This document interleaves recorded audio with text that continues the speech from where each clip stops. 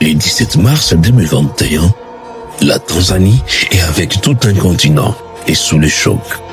John Pombe Magufuli, président de la République depuis 2015, vient de s'éteindre.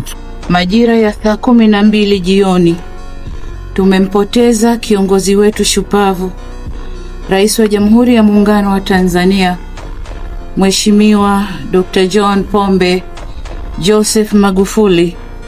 Officiellement, à cause d'une maladie cardiaque. Mais très vite, une question surgit insistante. Qu'est-il vraiment arrivé au bulldozer?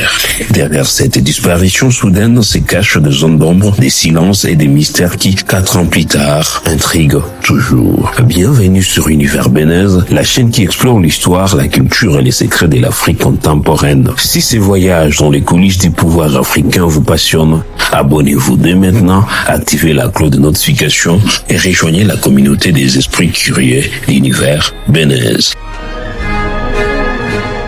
Quelques heures après l'annonce du décès, la vice-présidente Samia Suluhu Hassan prend la parole à la télévision nationale. Elle déclare d'une voix posée: le président est mort d'une fibrillation auriculaire chronique, une pathologie cardiaque connue depuis plusieurs années. Une explication simple, médicale, presque apaisante. Mais dans un pays habitué à la communication millimétrée du régime, beaucoup doutent. Car depuis plusieurs semaines déjà, Magufuli n'était plus apparu en public. Où était-il passé? Pourquoi ce long silence?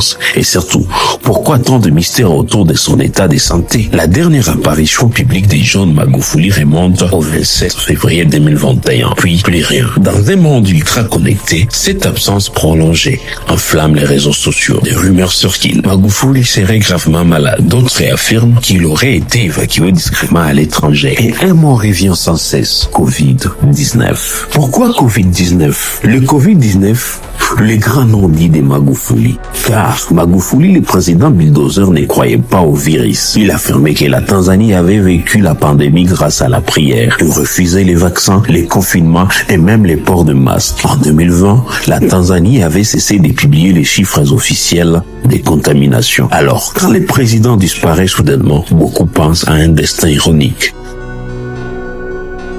C'est lui d'un dirigeant emporté par le mal qu'il a venir. L'opposant Tundu Lissu l'affirme publiquement: Magufuli est mort du Covid-19.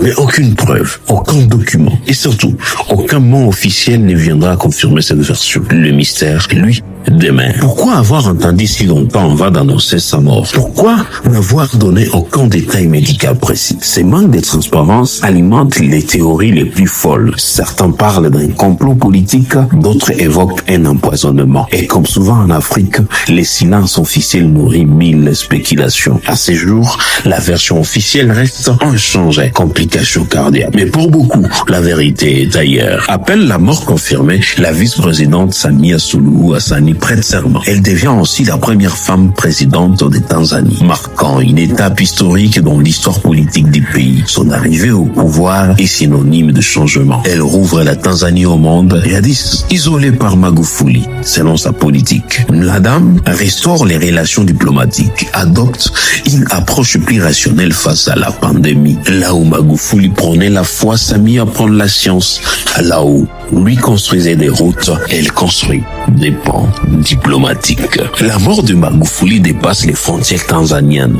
Elle résonne comme un signal d'alarme pour tous les continents. Après Pierre Nkurunziza au Burundi, et notre président africain meurt dans des circonstances floues, liées peut-être à la pandémie. Pour beaucoup, c'est la fin d'une ère, celle de dirigeants sceptiques face au Covid-19. Son décès a ouvert un débat crucial sur la transparence, la santé publique et la responsabilité politique en Afrique. Et l'électrochoc, autant qu'une leçon. Le docteur John Pombe Magufuli laisse derrière lui un héritage contrasté. Pour ses partisans, c'est un patriote incorruptible, un homme d'action, un bâtisseur qui a redonné fierté à la Tanzanie. Pour ses détracteurs, c'est un autocrate, un dirigeant autoritaire qui a étouffé la liberté de la presse et muselé l'opposition. Entre les héros et les tyrans, entre la foi et la fermeté, Magufuli restera une énigme. Un homme qui a voulu imposer sa vision jusqu'à son dernier souffle. Mais vous, qu'est-ce que vous en pensez? Dites-nous dans les commentaires. Qu'est-il vraiment arrivé à Magufuli? 4 ans après, les élections se pointent en Tanzanie. Au lendemain, la rue